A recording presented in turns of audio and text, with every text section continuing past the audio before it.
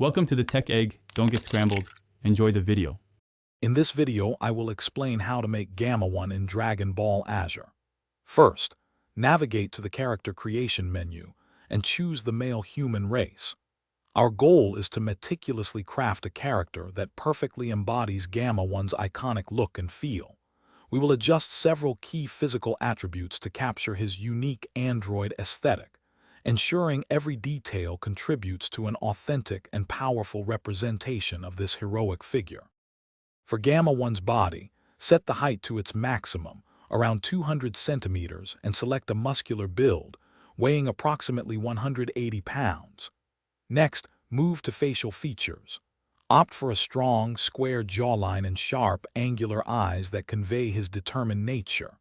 A pale, almost white, skin tone is essential, paired with a serious, unwavering facial expression to complete his android look.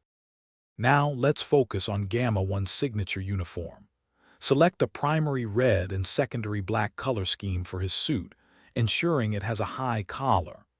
Crucially, equip a long, flowing white cape that drapes over one shoulder and a functional utility belt around his waist.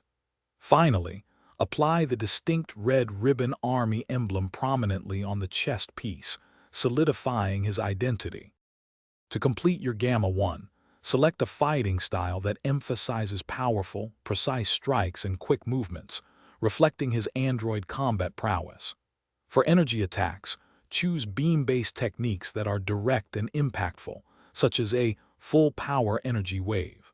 Focus on abilities that enhance physical strength and speed, making your Gamma 1 a formidable and accurate fighter, ready for any challenge.